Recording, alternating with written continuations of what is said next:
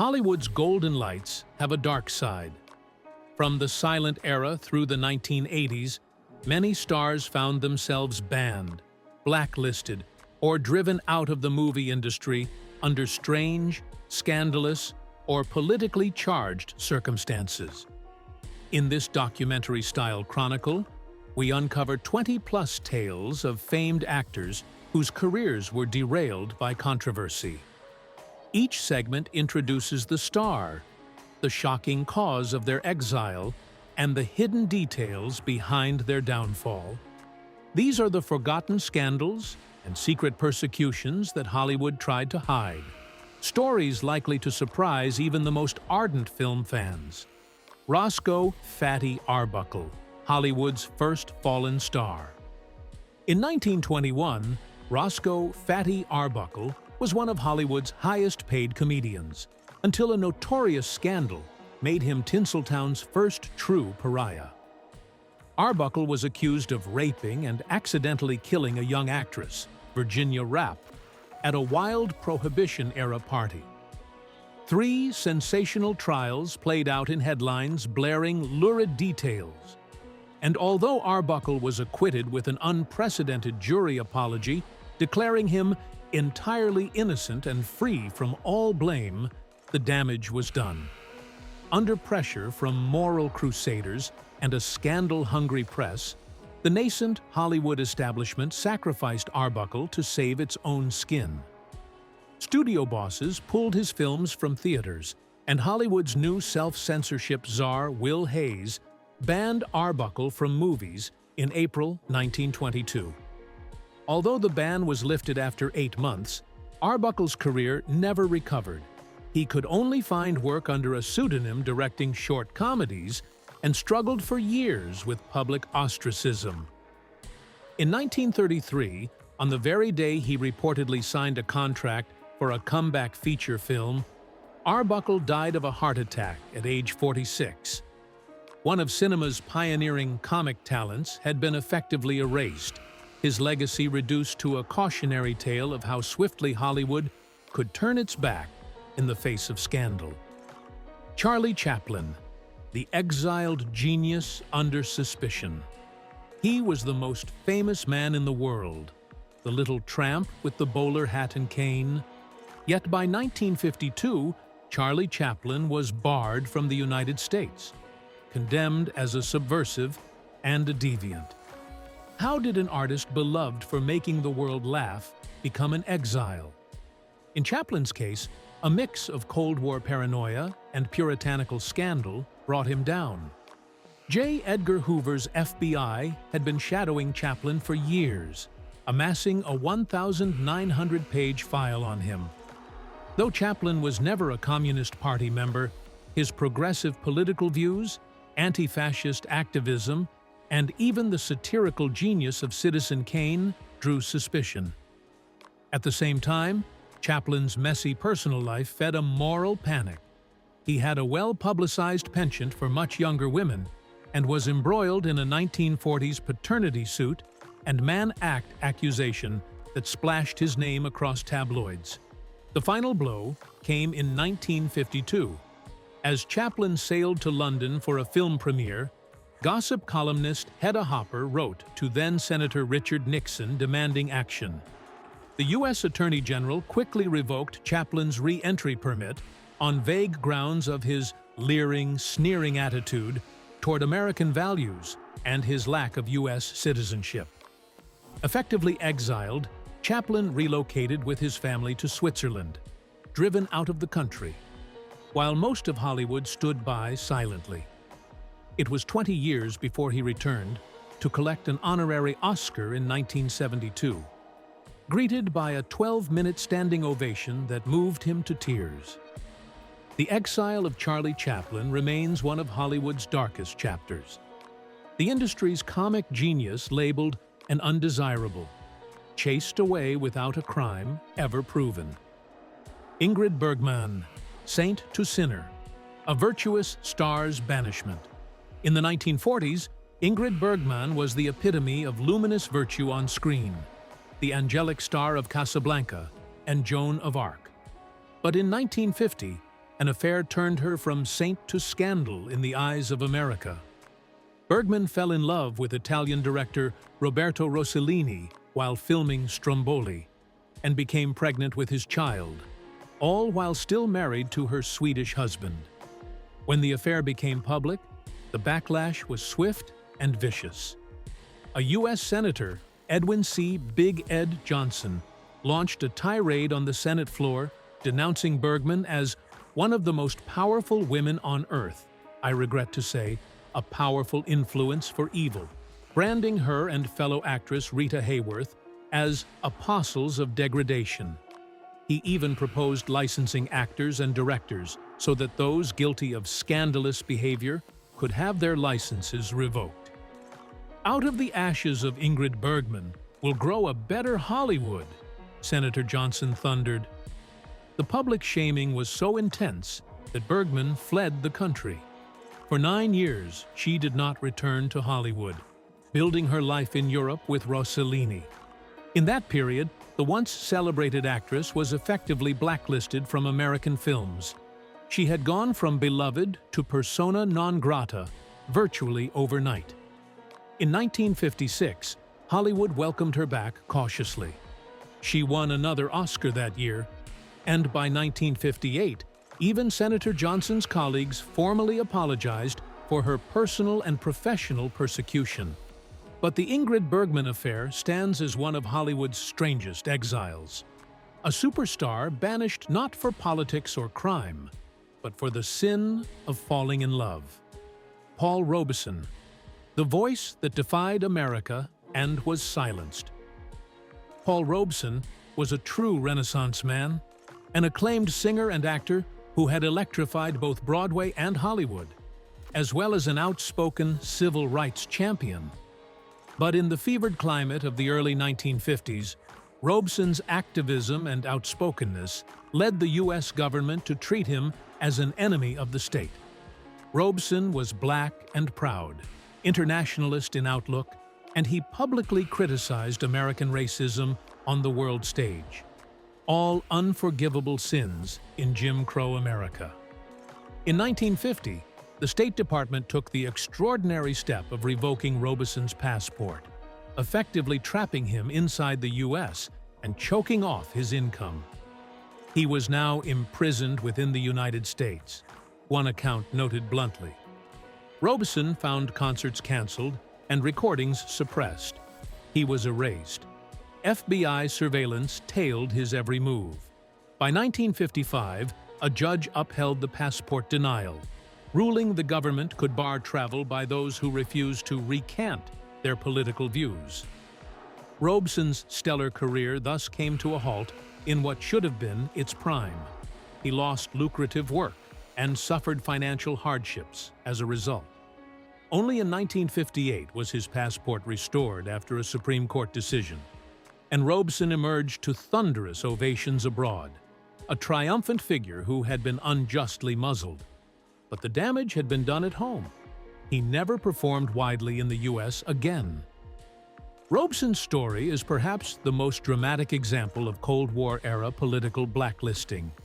As a press release at the time put it, revoking his passport not only punished Robeson for his beliefs, but also sent a broader message to the American public about which voices would and would not be allowed in the land of the free. Orson Welles, boy genius turned subversive. Outsider. Only a few years after Citizen Kane had made Orson Welles the wunderkind of Hollywood, the prodigy found himself increasingly unwelcome in the industry he'd revolutionized. Welles was never formally blacklisted by name, but he saw the writing on the wall. His progressive politics and maverick ways drew government scrutiny early. The FBI opened a file on Welles during World War II. By 1945, he was identified as a possible closeted communist threat. Incredibly, agents interpreted Citizen Kane's plot as evidence the film was a communist smear of capitalism. Welles's advocacy for anti-racist causes and friendship with left-wing figures further alarmed Hoover. He was deemed such a menace that his name was placed on a secret list of people to be detained immediately in case of a national emergency. Knowing he was being tailed, the audacious filmmaker chose self-exile. In 1948, Orson Welles left the United States and moved to Europe, where he lived for the next 8 years. Officially, he went abroad to find greater artistic freedom.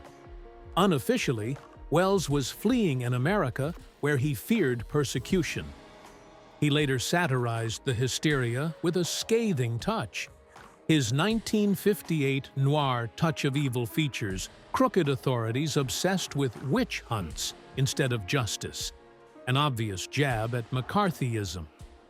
Welles did return to Hollywood sporadically, but he never again enjoyed the institutional support a talent of his stature merited. In interviews, the auteur described how studios balked at employing him for post-war. The unspoken blacklist. "I'm the only communist who never joined the party," Welles quipped in later years. His tale is a subtle but telling one, a visionary artist driven from Hollywood's inner circle, more by political atmosphere than by any single scandal. Frances Farmer, a rebel institutionalized. The tragic Hollywood outsider.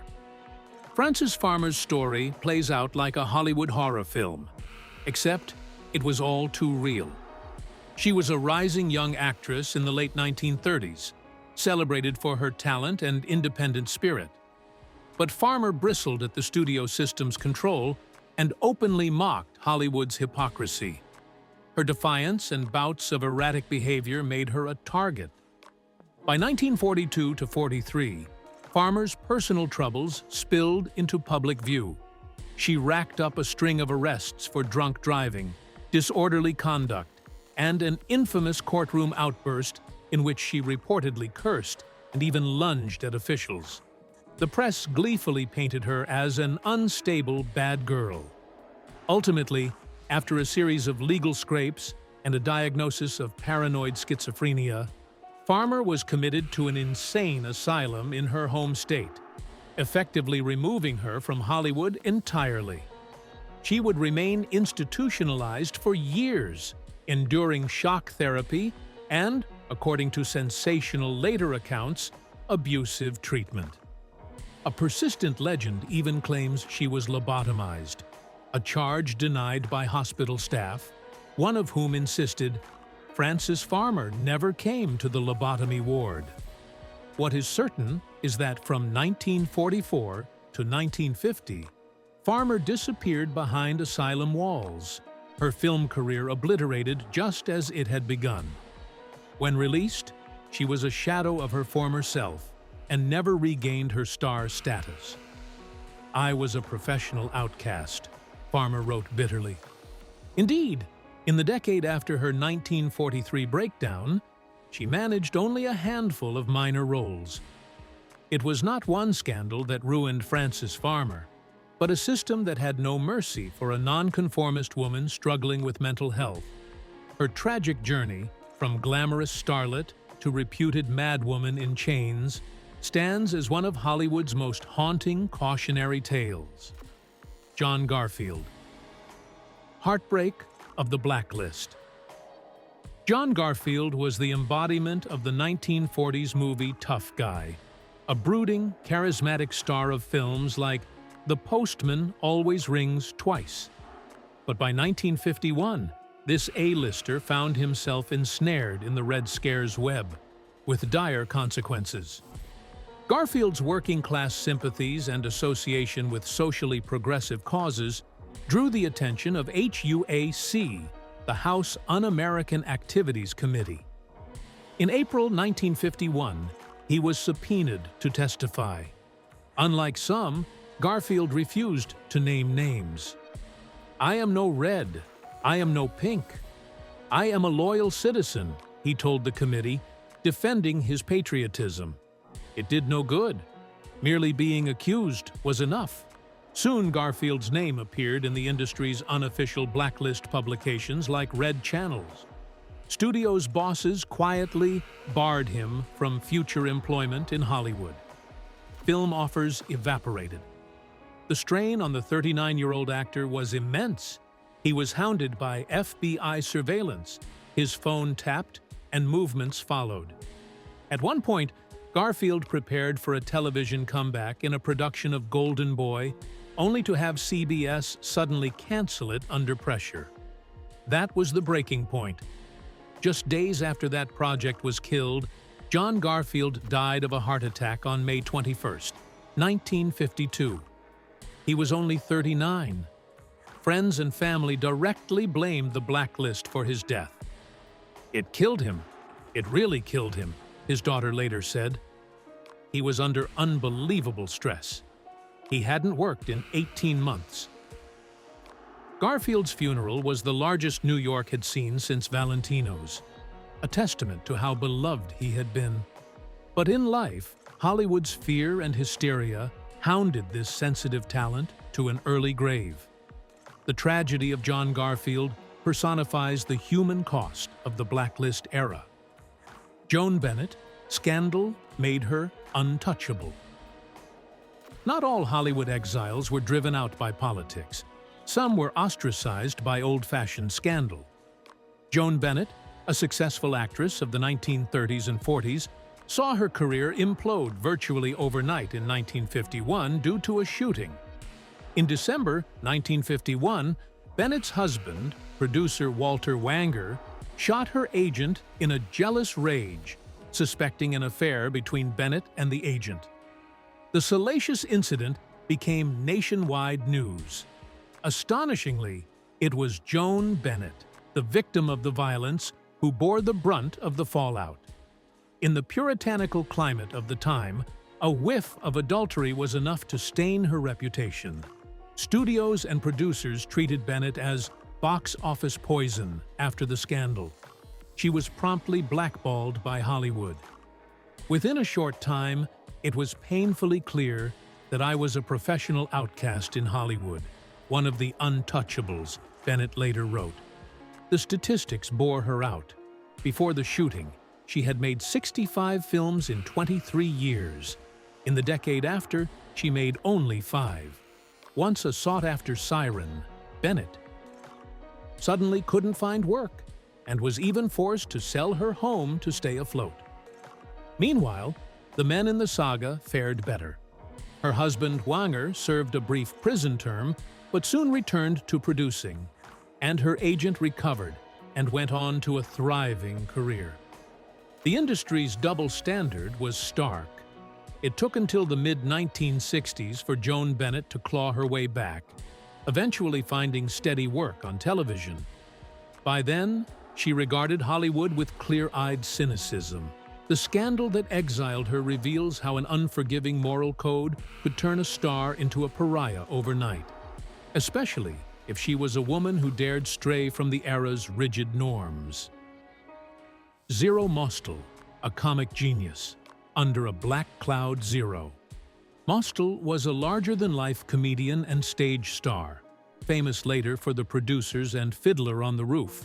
But in the 1950s, this exuberant performer's career was nearly snuffed out by the Blacklist. Mostel's troubles began when he was named as having attended left-wing gatherings. In 1952, he was denounced to HUAC and swiftly blacklisted. Wiped from the film and television screens he had just begun to grace. At the time, Mostel was known not only for his comic talent, but for his outspoken personality. When HUAC finally called him to testify in 1955, Zero Mostel delivered a bravura performance of defiance wrapped in wit. He refused to inform on others, instead quipping to the committee, "I am a man of 1,000 faces, all of them blacklisted." His stand meant that through much of the 50s, Mostel could hardly find work. Mostel was now blacklisted, and this made it very difficult for him to work in the entertainment industry. One account notes dryly, "The gregarious entertainer who once lit up nightclubs and Broadway was reduced to painting canvases in his apartment to make ends meet." But unlike some, Zero Mostel would eventually triumph over his ostracism. In 1958, he landed an off-Broadway role that won him an Obie Award.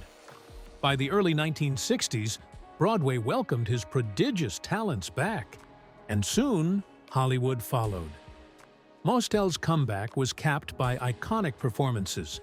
Irony of ironies, he would win 3 Tony Awards during the 1960s, the same decade he had begun as a pariah. His journey from Blacklist to beloved again is often held up as proof that true talent could survive even the ugliest of eras. Yet for every Zero Mostel who resurfaced, many others never did, something he never forgot. "If I'd been just a little less lucky," Mostel mused, "I might have been selling rugs door to door instead of playing Tevier." His story mixes humor and pathos, a reminder that even comedy legends had to fight for the right to laugh again. Lena Horne, glamour, activism, and the price of fighting prejudice. Lena Horne was a groundbreaking star, a black singer-actress under contract in 1940s Hollywood, and a committed civil rights activist. That combination made her both a trailblazer and, eventually, a target. Horne refused to play the subservient maid roles typically offered to black actresses. She also used her platform to protest racism, entertaining black troops during World War II and advocating for anti-lynching laws. In the late 1940s, she associated with progressive groups and counted outspoken leftists among her friends. When the Red Scare hit, the FBI took notice of Horne's activism. She was soon among hundreds of entertainers blacklisted because of political views and social activism. By the early 1950s, this glamorous star found that MGM and other studios had abruptly cut ties. Roles she might have had were given to others. At one point, being listed in red channels even cost Horne the leading role in the movie Showboat, which went instead to a white actress. With Hollywood doors closed, Horne had to make a living touring as a nightclub singer for years. Determined to clear her name, Lena Horne made calculated moves. She penned letters denying any communist affiliation and courted influential figures to vouch for her patriotism. Gradually, she was allowed back onto TV and into films by the late 1950s. But Horne later noted that the experience left scars. It had been a stormy weather period in more ways than one. Impressively, she was not intimidated out of activism. By the 1960s, Horne was marching at civil rights rallies and speaking out as boldly as ever. In retrospect, her exile was a blatant injustice, punishing a star for fighting for equality. Horne's grace under pressure and eventual comeback underscore both the risks she took and the resilience she showed. As she famously said, "You have to be taught to be second class. You're not born that way." Lena Horne refused to be second class, and Hollywood's attempt to blacklist her ultimately failed, but not before stealing nearly a decade of her prime. John Seberg, the target of a deadly smear campaign. John Seberg's life could be a movie script. The Iowa ingenue turned French New Wave icon, who was then shattered by a clandestine FBI operation. In the Yadito 1960s, Seberg became famous as the pixie-haired star of Jean-Luc Godard's Breathless, the very image of youthful chic. She also became politically active, supporting civil rights and donating to the Black Panthers. To J. Edgar Hoover's FBI, that made her an enemy. In 1970, when Seberg was 8 months pregnant, the FBI hatched a cruel plan to destroy her reputation. They planted a false story with gossip columnists that the baby Seberg carried was not her husband's, but rather fathered by a Black Panther member. Los Angeles Times gossip queen Joyce Haber ran a blind item hinting that Miss A, a famous actress married to a European, was pregnant by a black revolutionary. Newsweek soon named Seberg openly. The rumor spread like wildfire. John Seberg was devastated. Within days, she went into premature labor and gave birth to a baby girl who died 2 days later. In a heart-wrenching gesture, Seberg held an open-casket funeral for her infant, displaying the tiny body to prove the child was white and not the product of an affair. But the damage to her psyche was irreparable. Every year on the baby's birthday, John attempted suicide. Her marriage fell apart. Professionally, Hollywood now saw her as trouble. Seberg retreated to Europe and worked only sporadically. Finally, in 1979, John Seberg's body was found in her car in Paris. She had died from an overdose, ruled a suicide at age 40. Only later did the full truth emerge. The FBI's COINTELPRO program had orchestrated the malicious gossip item in hopes of cheapening her image with the public. They succeeded all too well. Seberg's friend described her as a casualty of a war she never knew was being fought. June Seberg's exile and death are among Hollywood's most tragic, a star essentially hunted by her own government for her ideals. Her story, once buried, now stands as a chilling example of how far authorities would go to destroy a perceived dissenter, and how a whisper campaign can kill. Eartha Kitt, speaking truth to power and paying the price. When Eartha Kitt spoke her mind at a White House luncheon in 1968, she ignited a firestorm that led to her virtual banishment from the American entertainment scene for years. Kitt was a bold and brassy performer, famed for her cat-like purr in songs like Santa Baby and as Catwoman on Batman. But she was also passionate about social issues. On January 18, 1968, First Lady Lady Bird Johnson invited Kitt to a discussion about crime and juvenile delinquency. With the Vietnam War raging, Kitt dared to connect the dots. Young men were rebelling, she argued, because they were disillusioned by being snatched from their mothers to be shot and maimed in Vietnam. "You send the best of this country off to be shot and maimed," Kitt said to the gathering, directly addressing the First Lady. "No wonder the kids rebel and take pot." Lady Bird Johnson reportedly burst into tears. The reaction from the establishment was swift vengeance. President Lyndon Johnson was so angered that he ordered the CIA to write a dossier on Kitt to brand her as unstable. Almost overnight, Eartha Kitt was blacklisted in its purest form. Concert dates and TV bookings in the U.S. were canceled one after another. "The government just pulled the gate on me," Kitt later said of that period. Club owners told her bluntly, "You're a problem." By her own account, within 2 hours of her White House remark, she was out of work in the United States. Kitt was effectively exiled to Europe and Asia, where she continued to perform for nearly a decade. In America, she couldn't even get a hotel booking, let alone a TV spot. The once sultry star had been made radioactive because she dared embarrass the president with the truth. It was not until 1978, when a Broadway show welcomed her back, that Eartha Kitt made a real U.S. comeback. By then, public sentiment had changed. The Vietnam War was over, and Kitt's outspokenness seemed prescient rather than treasonous. Her courage was eventually vindicated, but the personal cost was steep. Years in exile and a permanent place on intelligence watch lists. This chapter of Kitt's life remained little known for decades. She later mused how shocking it was to discover her own government had compiled pages of psychological slander against her. Eartha Kitt's experience is a stark reminder that in mid-century America, even a sex kitten entertainer could be silenced as a political threat for exercising free speech. Larry Parks, the Jolson star who named names and was still blacklisted. Larry Parks enjoyed a brief burst of fame in the late 1940s, earning an Oscar nomination as the star of the Jolson story. But he has gone down in history for a more ignominious reason. He was the first Hollywood actor to admit to HUAC that he'd been a communist, and yet his cooperation did not save him from ruin.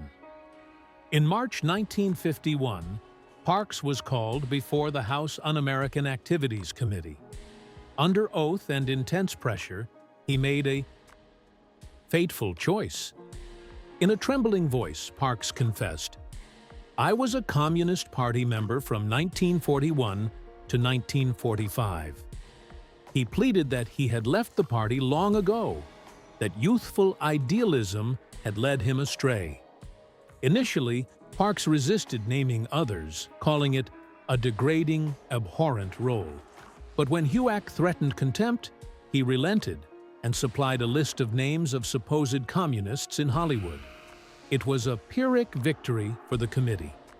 Parks's anguished testimony did indeed mark his professional death. Despite his cooperation, he was promptly blacklisted by the studios. Columbia Pictures canceled his contract. No one else would hire him. As one publication later observed, despite giving the names of other former members of the Communist Party, Parks was still blacklisted. The man who had portrayed America's beloved minstrel Al Jolson could now only find meager work on stage or in real estate. By 1952, Larry Parks was reduced to writing an open letter begging to be allowed back on screen, to no avail. He largely disappeared from film thereafter. Parks's saga is especially poignant because it proved the futility of HUAC's coercion. Recanting and informing bought him nothing but disgrace. His name faded, but in Hollywood lore he is remembered as a sacrificial lamb, a warning that even total capitulation couldn't guarantee redemption in the frenzy of the blacklist. Parks lived until 1975, long enough to see the blacklist crumble, but his stardom was a brief candle snuffed out by fear. Gail Zondergaard, from Oscar winner to Red Outcast. Gail Zondergaard holds a piece of Hollywood trivia. She was the first actress ever to win an Oscar for Best Supporting Actress. Throughout the late 1930s and 40s, Zondergaard was the archetypal sly villainess on screen, with roles in films like The Mark of Zorro and Anna and The King of Siam. But her successful career came to a screeching halt around 1949, thanks to the blacklist.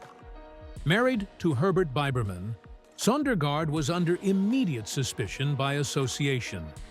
When called to testify in 1951, she took the Fifth Amendment, rather than inform on others. The result was swift. Zondergaard's name was added to the blacklist, and she was not permitted to work in Hollywood thereafter. Studios that once prized her cool, sinister charm now shunned her.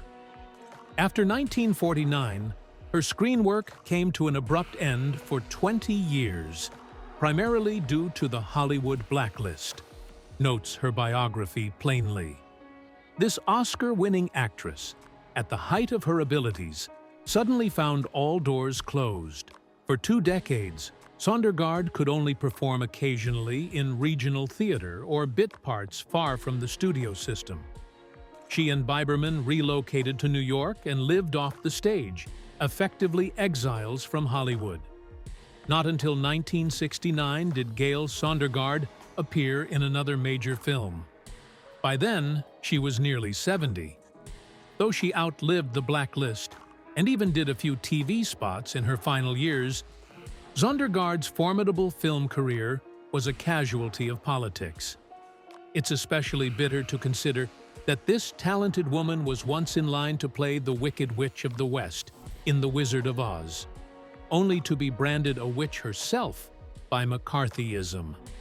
In an interview late in life, Zondergaard remarked that she survived by knowing she had done nothing truly wrong. "I refuse to crawl through the mud just to work." But Hollywood's unforgiving memory kept her in the wilderness for a generation. Hazel Scott, a jazz prodigy's TV triumph and tragedy. In 1950, Hazel Scott, a stunningly talented jazz and classical pianist, made history as the first Black American to host her own network television show. The Hazel Scott Show, a 15-minute musical program, debuted to excellent ratings and praise for Scott's poise and dignified yet relaxed charm. It was a breakthrough moment for representation on TV. But it ended almost as soon as it began, thanks to the Red Scare. That summer, Hazel Scott's name appeared in Red Channels, the infamous pamphlet listing alleged communist sympathizers in entertainment. Scott was indeed politically active, an early civil rights advocate who had publicly stood against segregation and racism in the armed forces. In an attempt to clear her name, Scott voluntarily testified before HUAC in September 1950, vehemently denying any communist ties. Unfortunately, just the whiff of accusations scared off advertisers. Within weeks, her sponsors bailed. In a devastating blow, the Dumont Network canceled the Hazel Scott Show on September 29, 1950, solely because its star was now seen as controversial. No evidence of wrongdoing was ever presented against Hazel Scott. It was guilt by innuendo. The loss of her TV platform was a turning point. Almost overnight, Scott's flourishing U.S. career dried up. Facing personal and professional strain, she left America in 1951 and relocated to Paris, effectively self-exiling to escape the cloud over her name. Audiences in Europe still admired her talent, but in the U.S., she was blacklisted and largely forgotten for years. As one retrospective put it, Hazel Scott's meteoric rise was followed by a swift erasure after being blacklisted during the Red Scare. She eventually returned to America in the late 60s, but never regained the prominence she'd held. The Hazel Scott story remained relatively obscure until recently, but it encapsulates a troubling truth: that even immense talent and pioneering success could be undone by the paranoia of the times. A career that should have spanned decades was effectively snuffed out in an instant of Cold War panic, silencing a voice that had so much more to share. These accounts, each unique yet echoing common themes, reveal a Hollywood that could be capricious, punitive, and deeply fearful. Stars were exiled not always for what they did, but often for what they represented. Whether it was a challenge to social norms, a threat to political orthodoxy, or simply a scandal that pricked the industry's carefully crafted image. From Fatty Arbuckle's fall in the 1920s to Cliff Robertson's whistleblower blacklisting in the 1970s, decades of hidden history show how power was wielded behind the scenes. The irony is rich. Actors who captivated millions on screen could be erased by the actions of a few in power, their names whispered about in back rooms or shouted on Senate floors. Yet, many of these artists refused to be quietly forgotten. Chaplin eventually returned to a hero's welcome. Horn and Kit reclaimed the spotlight on their own terms. Mostel and Seberg turned their pain into art. Their stories, once buried, are now resurrected as cautionary tales, and, in some cases, as inspiration. Hollywood may have tried to write these people off, but history has written them as symbols. By shining a light on these forgotten scandals and banishments, we not only satisfy our curiosity for Hollywood secrets, but also honor the individuals who lived them. The next time we watch an old movie or hear a classic song, we might pause to remember the off-screen dramas these stars endured. Their experiences remind us that fame is fickle, and that the golden age had its tarnish. In the end, the exile of Hollywood's outcasts tells a larger story, and proves that truth behind the scenes can be stranger than fiction.